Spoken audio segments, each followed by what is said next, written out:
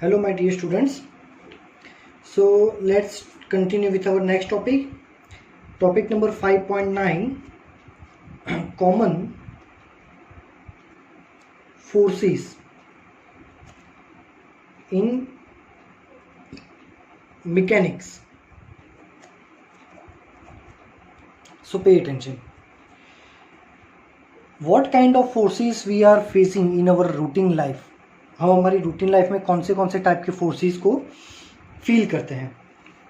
सो सबसे पहला फोर्स जिससे हम एनकाउंटर होते हैं वो है ग्रेविटेशनल फोर्स.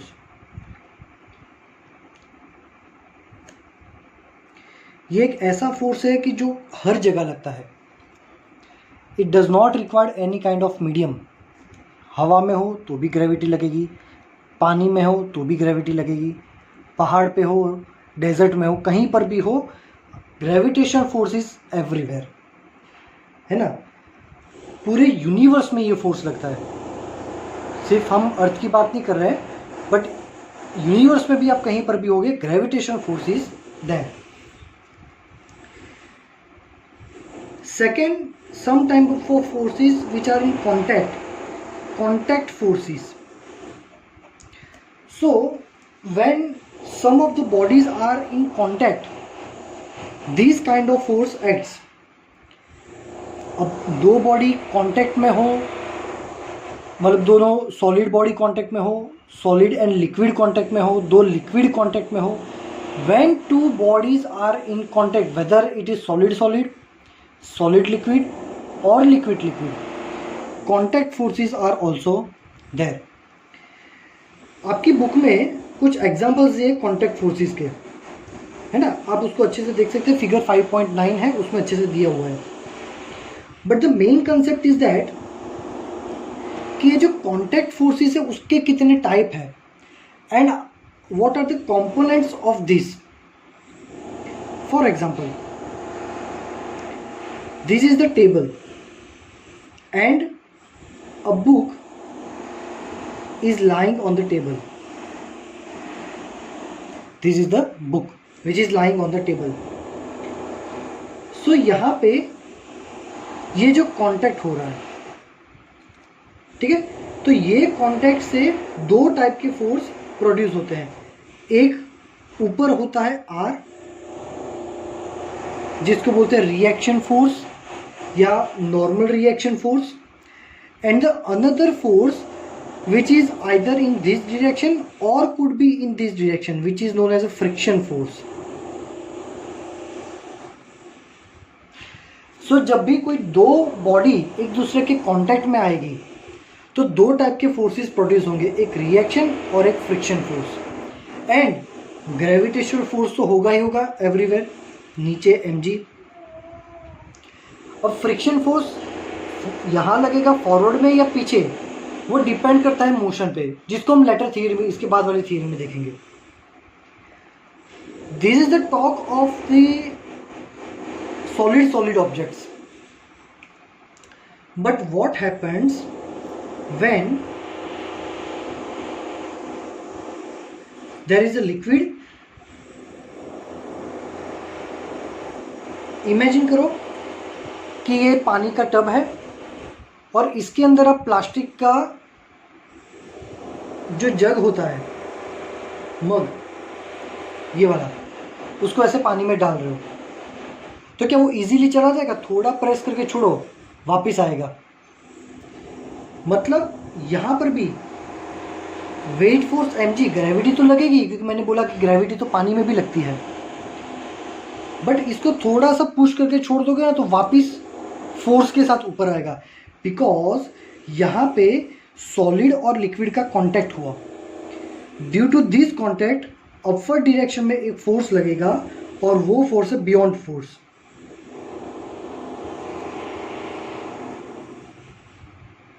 वो फोर्स कौन सा है? Beyond force. ये बियॉन्ड फोर्स क्या होता है? ये बियॉन्ड फोर्स कितना लगेगा?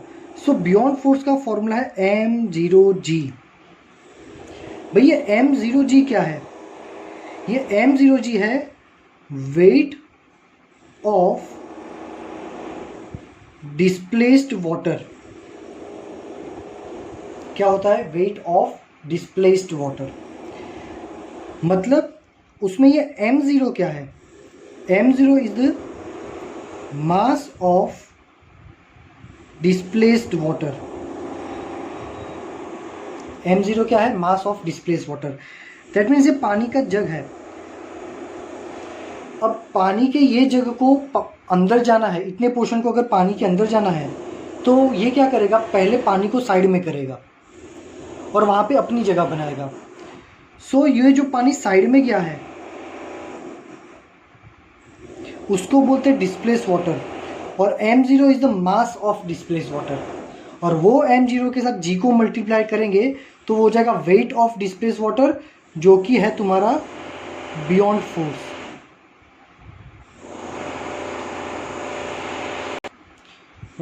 मे बी आपको यहाँ पे कुछ बैकग्राउंड में साउंड सुनाई देता होगा, बट आई एम सॉरी, मैंने आपको पहले बताया था I can't do anything in that. Ready, थोड़ा कंस्ट्रक्शन काम चल रहा है, सो 2-3 लेक्चर तक ही ऐसा चलेगा। Ready, so this is the concept of beyond force. एक और ऐसा फोर्स है जिसको बोलते हैं विस्कस फोर्स। भाई ये विस्कस फोर्स क्या होता है, मान लो कि आपके पास एक ग्लास है,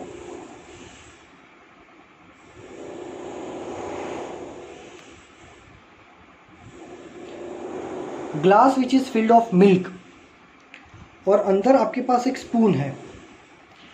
ये एक्सपेरिमेंट आप घर पे भी कर सकते हो, ये भी घर पे कर सकते हो, है ना, ये तो नहाते वक्त रोज करते ही होंगे। सो इमेजिन कि ये जो ग्लास है उसमें आपने दूध भरा हुआ है और स्पून लेके इसको अच्छे से हिलाओ।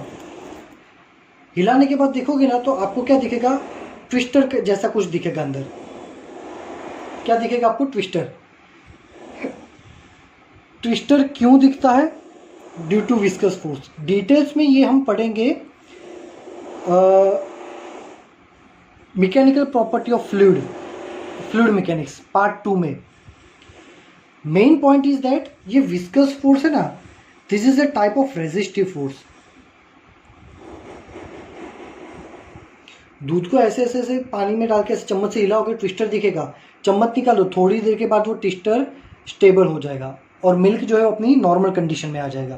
क्यों, क्योंकि विस्कस फोर्स जो है वो मिल्क को वापस स्टेबल पोजीशन में लाता है। रेजिस्टिव फोर्स है लिक्विड का, जैसे सॉलिड में फ्रिक्शन होता है रेजिस्टिव फोर्स, वैसे लिक्विड में रेजिस्टिव फोर्स होता है विस्कस। रेडी, चलो, विस्कस फ्लूइड में होता है, मतलब लिक्विड में। एयर में क्या होता है, तो एयर में होता है एयर रेजिस्टेंस। तो इतने टाइप के फोर्सेस जो है हम देखते हैं, बट और भी फोर्सेस हैं। In addition of this all forces एक कॉमन फोर्स है tension in the string of force due to spring.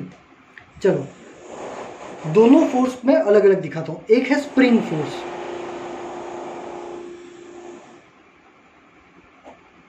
देखो डिटेल में इसमें इसके लिए पढ़ेंगे नेक्स्ट चैप्टर में, चैप्टर नंबर 6 में, बट यहाँ पे थोड़ा बहुत दिया है तो मैं बता देता हूं। स्प्रिंग, ये मान लो कि स्प्रिंग की नॉर्मल पोजीशन है, x is equal to 0 point है ये, this is the normal position. Now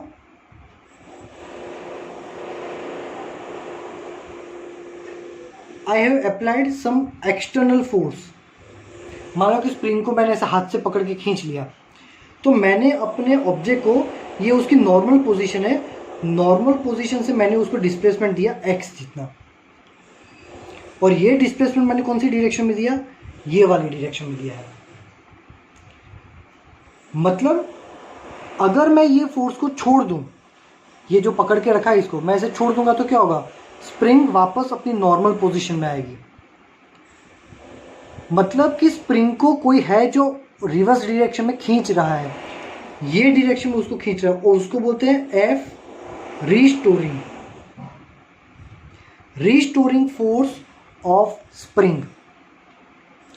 ये रीस्टोरिंग फोर्स ऑलवेज कौन सी डायरेक्शन में लगेगा, आपने डिस्प्लेसमेंट यहाँ दिया है तो रिस्टोरिंग फोर्स इधर लगेगा। इससे उल्टा अगर मैं ये स्प्रिंग को कंप्रेस करूं, एक्स जितना मैंने कंप्रेस किया, ऐसे कंप्रेस करके छोड़ दो, अभी मेरा एक्सटर्नल फोर्स कौन सी डायरेक्शन में है, एफ एक्सटर्नल मेरा ये डायरेक्शन में है, मेरा डिस्प्लेसमेंट ये डायरेक्शन में है, तो ये इसको मैं छोड़ दूंगा तो स्प्रिंग वापस यहाँ पे आएगी। स्प्रिंग का टेंडेंसी ये है कि ऑलवेज वो अपनी एक्चुअल पोजीशन में आ जाएगी। सो ये हो गया तुम्हारा एफ रिस्टोरिंग। सो मेरा रिस्टोरिंग फोर्स का फॉर्मूला क्या होगा, रिस्टोरिंग फोर्स का फॉर्मूला होगा F is equal to minus K X. मतलब देखो K is a spring constant, कुछ स्प्रिंग हार्ड होती है, कुछ स्प्रिंग सॉफ्ट होती है, वो हार्डनेस और सॉफ्टनेस ये कांस्टेंट से डिसाइड होता है। एक्स इज योर डिस्प्लेसमेंट, ज़्यादा खींचोगे तो ज़्यादा रिस्टोरिंग फोर्स लगेगा, कम खींचोगे तो कम रिस्टोरिंग फोर्स लगेगा। This is kind of rubber.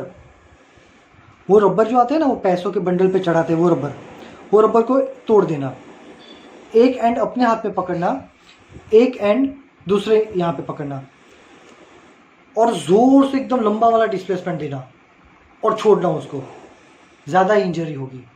क्यों? डिस्प्लेसमेंट ज़्यादा है, x is the displacement, displacement ज़्यादा है तो रिस्टोरिंग फोर्स ज़्यादा होगा, फील होगा। वही रबर को थोड़ा सा खींच के छोड़ दो, बिल्कुल भी पेन नहीं होगा। क्यों? क्योंकि रिस्टोरिंग फोर्स जनरेट ही नहीं हुआ, क्योंकि डिस्प्लेसमेंट ही कम है।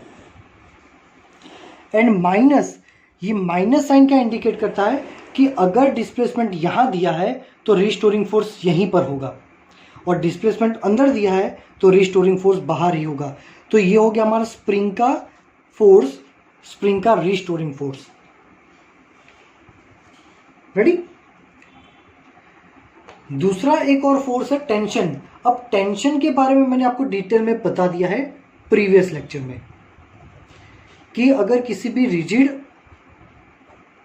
सपोर्ट से हम m मास के किसी ऑब्जेक्ट को बांध देते हैं, if the string is massless and inextensible, तो दो ही फोर्स लगेंगे, एक लगेगा mg और यहाँ पे लगेगा टेंशन, ऊपर भी लग सकता है नीचे भी लग सकता है। ठीक है, टेंशन के बारे में मैंने आपको डिटेल में बता दिया है। तो ये सब हम थ्योरी क्या पढ़ रहे हैं, तो ये थ्योरी हम पढ़ रहे हैं हमारे टेक्स्ट बुक का टॉपिक नंबर 5.9 है कि भाई रूटीन लाइफ में हम इतने टाइप के फोर्सेस को देखते हैं। लास्ट पैराग्राफ जो है वो इतना इंपॉर्टेंट नहीं है, बट मैं बता देता हूँ कि इसमें क्या लिखा है कि चैप्टर 1 में हमने पढ़ा है कि देयर आर 4 फंडामेंटल फोर्सेस।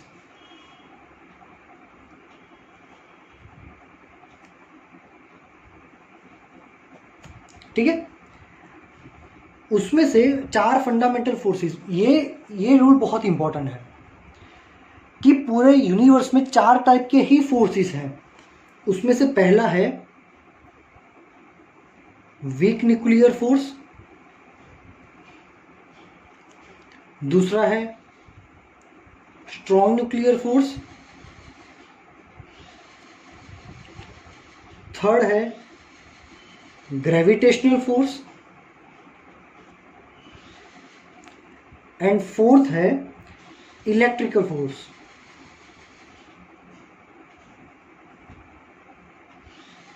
अब वीक न्यूक्लियर फोर्स और स्ट्रॉन्ग न्यूक्लियर फोर्स ये तो न्यूक्लियस के अंदर लगते हैं। तो इन सब में देखो ये क्या है कि दुनिया में 4 टाइप के ही फोर्स हैं। आपका फोर्स कोई भी होगा ना, वो ये 4 में से कोई एक कैटेगरी में होगा। अब हमने इतने सारे जो फोर्सेस स्टडी किए हैं, तो ऑब्वियसली ये सारे फोर्सेस जो है वो ना तो वीक न्यूक्लियर फोर्स में होंगे, ना तो स्ट्रॉन्ग न्यूक्लियर फोर्स की कैटेगरी में आएंगे, क्योंकि ये सारे जो फोर्सेस है वो तो न्यूक्लियस के अंदर लगते हैं, इसलिए तो इनको न्यूक्लियर फोर्सेस बोला है। ये सब न्यूक्लियस तो है नहीं। बचा क्या? ग्रेविटेशन और इलेक्ट्रिकल फोर्स। अब ग्रेविटेशनल फोर्स तो हर एक में लगेगा, mg, ठीक है, यहाँ पर भी हमने देखा भी लगता है mg। ग्रेविटेशनल फोर्स अलग चीज़ है। तो बचा क्या? Electrical force. तो जैसे कि ये टेंशन है, तो टेंशन किसके बीच में लगता है? तो ये पॉइंट से टेंशन जनरेट होगा। थ्रेड एंड ऑब्जेक्ट का मटेरियल उनके कांटेक्ट पॉइंट से जनरेट होता है। अब यहाँ पे देखो कि किसी भी हर ऑब्जेक्ट किस चीज़ का बना होता है। रोप, ये स्ट्रिंग जो है किसकी बनी है, प्रोटॉन, न्यूट्रॉन और इलेक्ट्रॉन्स की बनी हुई है। और ये प्रोटॉन इलेक्ट्रॉन्स क्या है, ये पॉजिटिव चार्ज है, ये नेगेटिव चार्ज है। पॉजिटिव और नेगेटिव चार्जेस कौन से टाइप का फोर्स जनरेट करते हैं, इलेक्ट्रिकल फोर्स। तो यहाँ पे ये जो टेंशन है ना, ये एक्चुअली में स्ट्रिंग और मास के प्रोटॉन और इलेक्ट्रॉन्स जो है ना, वो जनरेट करते हैं टेंशन फोर्स। ये सारे फोर्सेस में भी ऐसा होता है। ये हमारे जो फोर्सेस है वो इलेक्ट्रिकल फोर्सेस में आते हैं। Detail solution, detail explanation is out of the capacity of this text book. हमारी ये जो टेक्स्ट बुक है उसकी कैपेसिटी के बाहर है। राइट नाउ हम सिर्फ अज्यूम करेंगे, मतलब एक्सेप्ट कर लेंगे कि ये सारे फोर्सेस इलेक्ट्रिकल फोर्सेस हैं। ठीक है, ये आपकी बुक में लास्ट पैराग्राफ में दिया है। बस इतना याद रख लोगे कि ये सारे फोर्सेस का रूट जो है वो इलेक्ट्रिकल फोर्सेस है। बस इतना याद रख लोगे तो भी बहुत है। ठीक है, यहाँ पे हमारा टॉपिक 5.9 कंप्लीट हो रहा है। अब हम स्टार्ट करेंगे टॉपिक नंबर 5.9.1 फ्रिक्शन।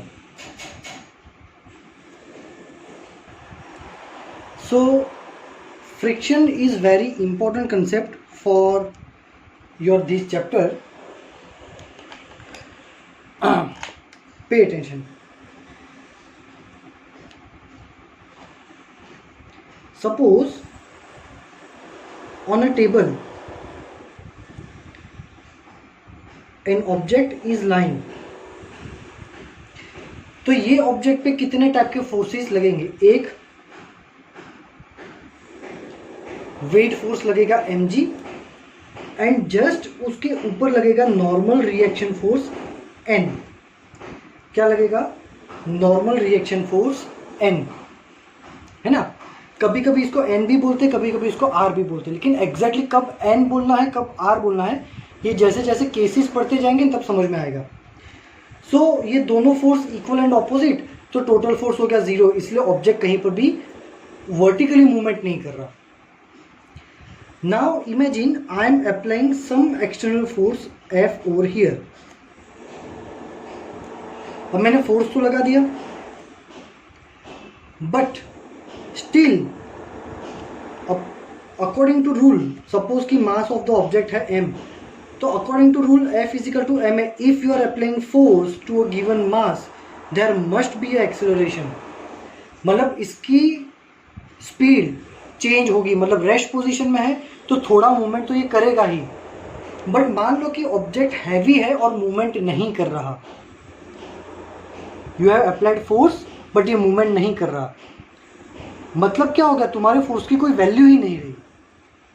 क्यों, there must be another force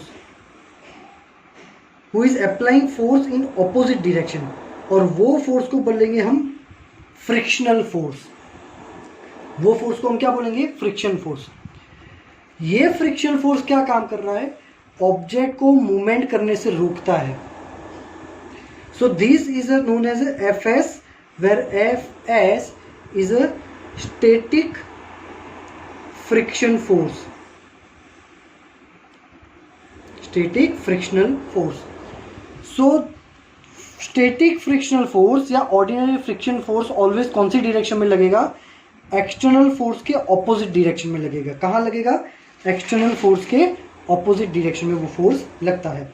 तो इसलिए मैंने आपको प्रीवियसली बताया था कि फ्रिक्शन फोर्स या तो यहाँ लगेगा यहाँ लगेगा, वो डिपेंड करता है कि आप बुक को यहाँ ले जा रहे हो तो फ्रिक्शन फोर्स यहाँ लगेगा, और बुक को इधर ले जा रहे हो तो फ्रिक्शन फोर्स यहाँ पे लगेगा।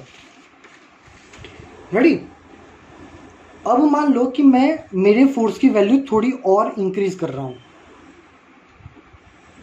फिर भी ऑब्जेक्ट नहीं हिला, मतलब उसने अपना फ्रिक्शन फोर्स भी बढ़ा दिया।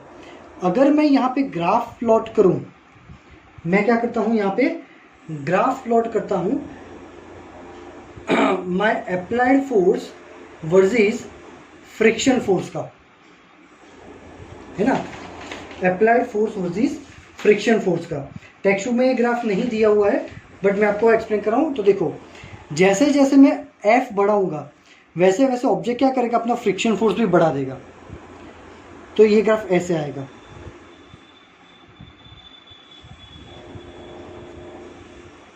रेडी। मैंने अप्लाइड फोर्स बढ़ा दिया, उसने फ्रिक्शन बढ़ा दिया। मैंने थोड़ा और बढ़ा दिया, नहीं हिल रहा तो फ्रिक्शन बढ़ गया। और फोर्स अप्लाई किया, सपोज ऑब्जेक्ट नहीं मूवमेंट कर रहा तो फ्रिक्शन इंक्रीज हो गया। अब ये जो एक्सटर्नल फोर्स है ना, ये एक्सटर्नल फोर्स की भी कोई लिमिट नहीं होती। मान लो मैं थक जाऊंगा तो मैं मेरे जैसा और दो को ले आऊंगा। This external force is a free amount. दो थक जाएंगे तो मैं और चार भी बुला सकता हूं। But this friction force is generated by the object. Object और ये जो ग्राउंड सरफेस है ना, उन्होंने ये फ्रिक्शन जनरेट किया। ये लोग तो अपने जैसे को नहीं बुला सकते कि भाई आओ तुम भी मेरी हेल्प करो। सो इसकी एक लिमिट है और इसकी जो मैक्सिमम वैल्यू है वो हो जाएगी एफ एस मैक्सिमम। लिमिटिंग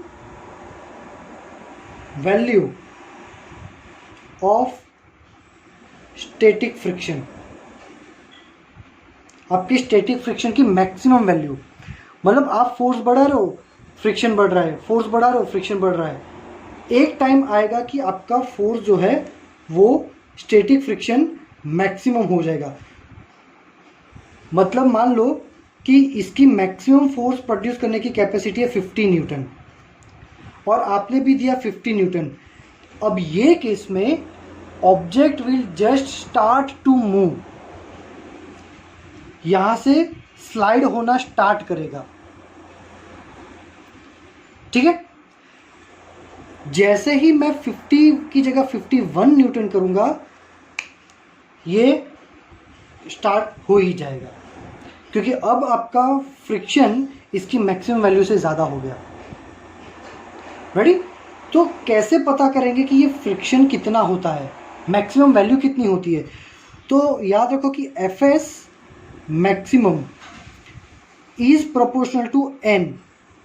जितना आपका एन होगा उतना ही आपका एफ एस होगा। बट इसको अगर इक्विलिब्रियम करें तो एन इज इक्वल टू क्या होता है, एम जी। जितना एन है उतना ही एम जी है, क्योंकि ऑब्जेक्ट ऊपर नीचे नहीं जा रहा। तो एन की वैल्यू क्या मिल गई, एम जी।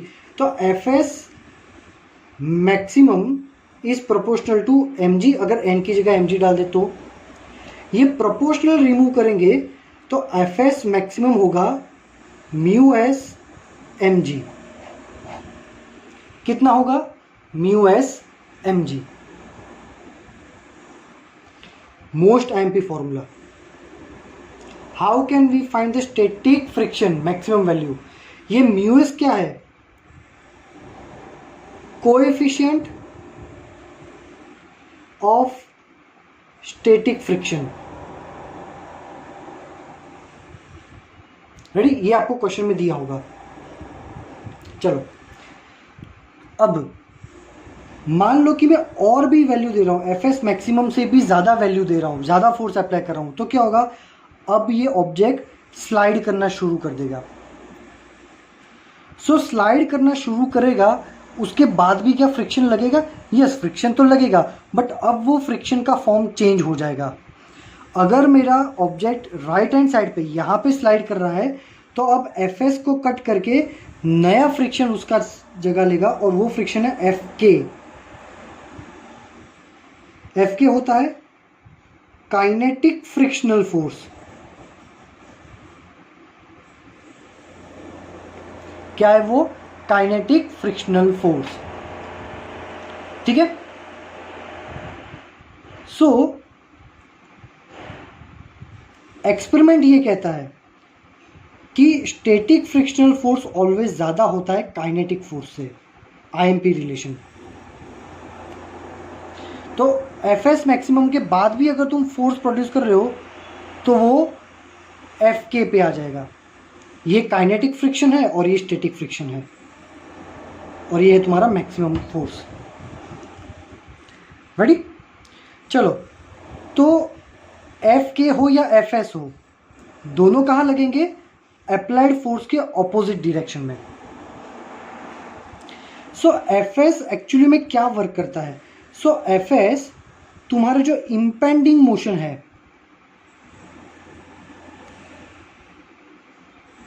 इंपेंडिंग मतलब एक्सपेक्टेड मोशन, इंपेंडिंग मोशन मतलब एक्सपेक्टेड मोशन, आपके एक्सपेक्टेड मोशन को अपोज करेगा ये एफ एस। मतलब फोर्स यहाँ पे लगाया है तो क्या होगा, एक एक्सपेक्टेड मोशन होगा ना कि यहाँ पे भाई ऑब्जेक्ट मोशन करेगा, पर नहीं कर रहा, उसके लिए रिस्पॉन्सिबल है एफ एस। सो एफ एस का वर्क है इंपेंडिंग मोशन का ऑपोज करना। स्टैटिक फ्रिक्शन का ये काम है। जबकि काइनेटिक फ्रिक्शन का क्या काम है कि भी मोशन है, स्टार्ट हो गया है तो थोड़ा थोड़ा फ्रिक्शन दे रखो अपने। बट एफ के की भी एक वैल्यू है। जैसे हमने एफ एस मैक्सिमम फाइंड किया था ना, वैसे हम ये भी फाइंड कर सकते हैं एफ के मैक्सिमम। और एफ के मैक्सिमम भी एन पे ही डिपेंड करता है। और एफ के मैक्सिमम एन की जगह एम जी रखो तो यही होगा। बट यहाँ पे अगर हम प्रोपोर्शनल रिमूव करते हैं तो कांस्टेंट आएगा म्यू के। क्या आएगा? म्यू के एम जी। रेडी? समझ में आ रहा है? ये भी मोस्ट आईएमपी फॉर्मूला। अब दोनों फोर्स में से बड़ा फोर्स कौन सा, वो तो मैंने बता दिया कि स्टैटिक फोर्स बड़ा है काइनेटिक के कंपैरिजन में। तो दोनों कांस्टेंट में से बड़ा कांस्टेंट कौन सा है? ये म्यू के क्या होगा? Coefficient of kinetic friction. क्या हो जाएगा? Coefficient of kinetic friction. इन दोनों में से बड़ा कोएफिशिएंट कौन सा है? Obviously mu s. Mu s की वैल्यू म्यू के से ज्यादा है। रेडी? तो यहां पे पूरा जो कंसेप्ट है वो मैंने एक्सप्लेन कर लिया। टेक्स्ट बुक में जो है वो बहुत ज़्यादा दिया हुआ है, पढ़ लेना, समझ में आया तो ठीक है, नहीं आया तो इतना याद रख लोगे ना तो भी बहुत है। समझ में आ रहा है? अगर इतना भी समझ में आ गया तो भी बहुत है। रीज़न, आप 11th में हो। 11th में लाइन टू लाइन थियरीज को रटना ज़रूरी नहीं है। आप में से बहुत से स्टूडेंट्स मुझे पूछते हैं कि सर नोट्स थियरी की क्यों बना रहे हो? ये समझ लिया ना, बस ऐसा कि ऐसा अपनी नोटबुक में लिख दो, चलेगा। कंसेप्ट समझ में आना चाहिए। क्यों? आपका बोर्ड एग्जाम तो है नहीं, आपको बोर्ड तो देना नहीं है, फालतू में इतनी थियरी का क्यों रट्टा मार रहे हो? कंसेप्ट यूज करो और ये कंसेप्ट के बेस पे न्यूमेरिकल्स की प्रैक्टिस करो। क्योंकि आप लोगों को अभी जो कहना चाहिए कि अब कौन सी एग्जाम देने वाले हो जिसके लिए तुम लोग प्रिपरेशन करो, तो वो नीट या JEE। तो नीट या JEE की डायरेक्ट प्रिपरेशन करो ना, स्कूल एग्जाम के लिए क्यों इतनी प्रिपरेशन कर रहे हो? तो नीट और JEE में क्या थियोरीज आती ना? उसमें तो सिर्फ MCQs आते हैं। MCQs में क्या आता है? न्यूमेरिकल्स आते हैं। न्यूमेरिक्स के लिए कंसेप्ट चाहिए, कंसेप्ट पढ़ो, ये सब याद रखो, बस बहुत हो गया। थियरी को पढ़ लो, समझ में आया तो ठीक है, नहीं आया तो कोई बात नहीं। ये कंसेप्ट से सारे न्यूमेरिकल सॉल्व हो जाएंगे, चैलेंज है मेरा। रेडी? तो आज के लेक्चर में यहीं तक रखते हैं। नेक्स्ट लेक्चर में हम देखेंगे एग्जाम्पल 5.7 फ्रिक्शन तक। ये कंसेप्ट अच्छे से पढ़ लेना। 5.9.1 and still if you are having any doubt in the concept you can ask me in the message section. Videos को पढ़ते देखते रहिए, ये बहुत इंपॉर्टेंट है। माना कि वीडियोस में नहीं समझ में आ रहा, कुछ प्रॉब्लम है, ये है, पर पूरा इंडिया अभी यही कर रहा है, करना पड़ेगा। 3 घंटे की मूवी कितने इंटरेस्ट के साथ बैठ के देखते हो? वैसे ये तो 30 मिनट है, लगाओ थोड़ा इंटरेस्ट। 10 मिनट देखो, फिर ब्रेक ले लो, पॉज करके वापस 10 मिनट देखो, ब्रेक ले लो। कौन मना कर रहा है ना? बट कंप्लीट करो ये वीडियो को, अच्छे से समझो इसको, ठीक है? Thank you very much my dear students.